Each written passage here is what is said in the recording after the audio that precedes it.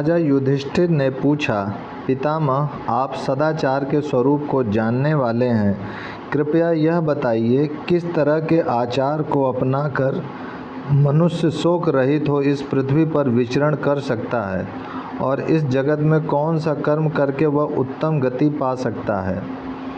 भीष्म जी ने कहते हैं, राजन, इस विषय में भी प्रहलाद तथा अजगर वृत्ति से रहने वाले एक मुनि के संवाद रूप प्राचीन इतिहास का दृष्टांत दिया जाता है। एक सुदृढ़ चित्त, दुख शोक से रहित तथा बुद्धि सम्मत ब्राह्मण को पृथ्वी पर विचरते देख बुद्धिमान राजा प्रहलाद ने उससे इस प्रकार पूछा। प्रहलाद बोले, ब्राह्मण, आप स्वस्थ, शक्तिमान, मृदु, जितेंद्रिय, कर्म आरंभ से दूर रहने वाले, दूसरों के दोषों पर दृष्टि न डालने वाले, सुंदर और मधुर वचन बोलने वाले, निर्भीक, प्रतिभाशाली, मेधावी तथा तत्वज्ञ होकर भी बालकों के समान विचर रहे हैं। न आप कोई लाभ चाहते हैं और न हानि होने पर उसके लिए ही शोक करते हैं।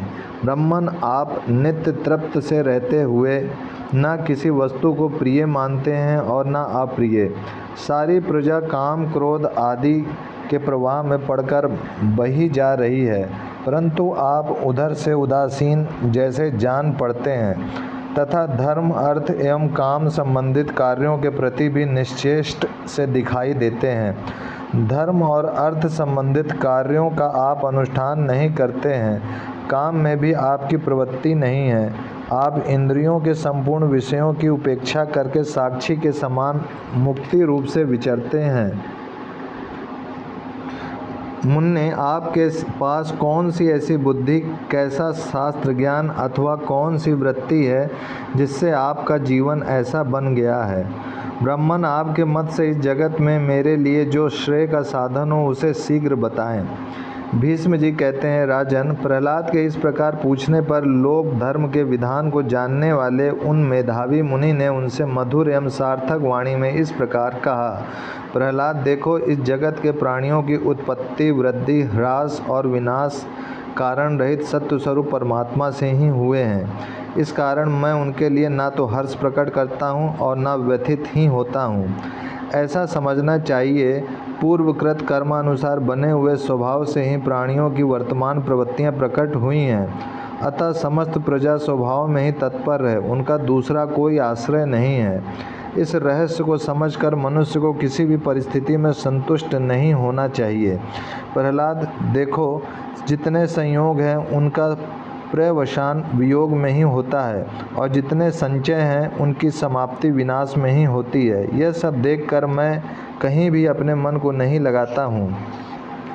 जो गुण युक्त संपूर्ण भूतों को नाशवान देखता है तथा उत्पत्ति और प्रलय के तत्व को जानता है, उसके लिए यहाँ कौन सा कार्य अवशिष्ट रह जाता है। महासागर के जल में पैदा होने वाले विशाल शरीर वाले तिमी आदि मत्स्यों तथा छोटे छोटे कीड़ों का भी मैं बारी बारी से विनाश होता देखता हूँ। असुर राज पृथ्वी पर भी जितने स्थावर जंगम प्राणी हैं, उन सब की मृत्यु मुझे स्पष्ट दिखाई दे रही है। दानव श्रेष्ठ आकाश में विचरने वाले बलवान पक्षियों के समक्ष भी यथा समय मृत्यु आ पहुँचती है। आकाश में जो छोटे बड़े ज्योतिर्मय नक्षत्र विचर रहे हैं, उन्हें भी मैं यथा समय नीचे गिरते देखता हूँ। इस प्रकार सारे प्राणियों को मैं मृत्यु के पास में बद्ध देखता हूँ। इसलिए तत्व को जानकर कृतकृत्य हो सबके प्रति समान भाव रखता हुआ सुख से सोता हूँ। यदि दैव इच्छा से अकस्मात अधिक भोजन प्राप्त हो जाए तो मैं बहुत खा लेता हूँ। ग्रास मात्र मिले तो उसी में संतुष्ट रहता हूँ और ना मिले तो बहुत दिनों तक बिना खाए पिए भी सो रहता हूँ। फिर कितने ही लोग आकर मुझे अनेक गुणों से संपन्न बहुत सा अन्न खिला देते हैं। पुनः कभी बहुत थोड़ा, कभी थोड़े से भी थोड़ा भोजन मिलता है और कभी वह भी नहीं मिलता। कभी चावल की कनी खाता हूँ, कभी तिल की खली ही खाकर रह जाता हूँ और कभी अगहिन के चावल का भात भरपेट खाता हूँ। इस प्रकार मुझे बढ़िया घटिया सभी तरह के भोजन बारंबार प्राप्त होते रहते हैं।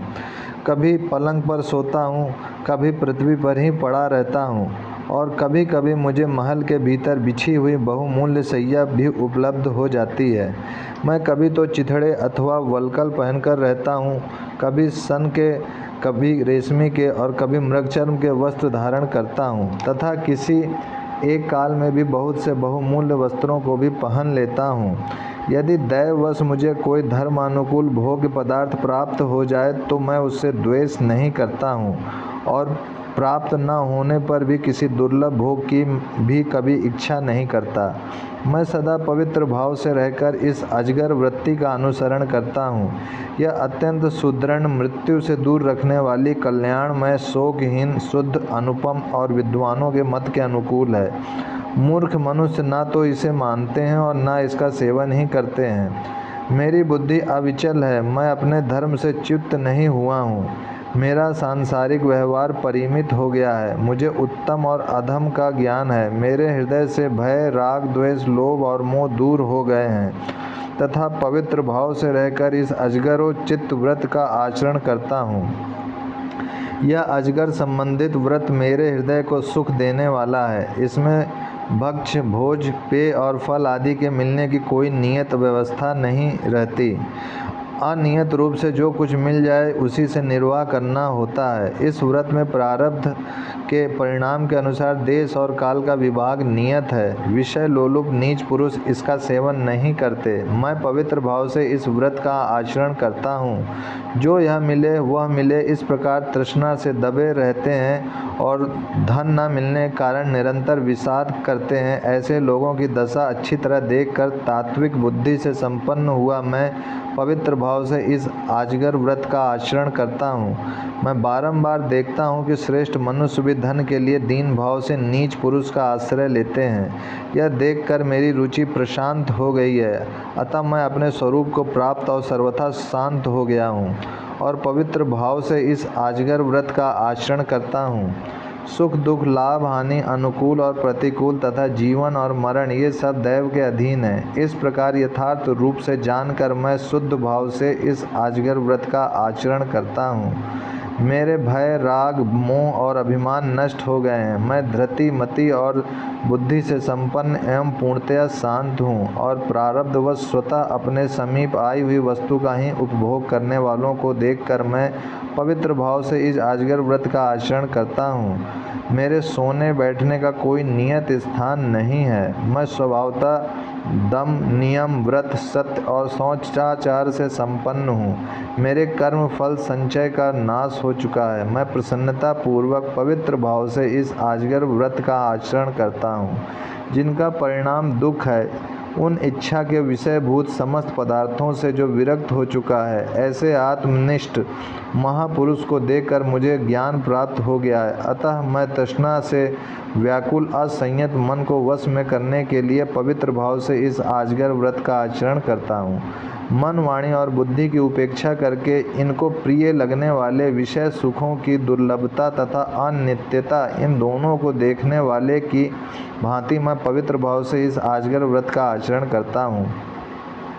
अपनी कीर्ति का विस्तार करने वाले विद्वानों और बुद्धिमानों ने अपने और दूसरों के मत से गहन तर्क और वितर्क करके ऐसे करना चाहिए, ऐसे करना चाहिए इत्यादि कहकर इस व्रत की अनेक प्रकार से व्याख्या की है। मूर्ख लोग इस अजगर वृत्ति को सुनकर इसे पहाड़ की चोटी से गिरने की भांति भयंकर समझते हैं, परंतु उनकी वह मान्यता भिन्न है। मैं इस अजगर वृत्ति को अज्ञान का नाशक और समस्त दोषों से रहित मानता हूँ। अतः दोष और तृष्णा का त्याग करके मनुष्यों में विचरता हूँ। भीष्म कहते हैं, राजन, जो महापुरुष राग, भय, लोभ, मोह और क्रोध को त्याग कर इस अजगर व्रत का पालन करता है, वह इस लोक में सानंद विचरण करता है। इति महाभारते शांति पर्व मोक्ष धर्म प्रवीण अजगर व्रत संपूर्णम। ओम ओम।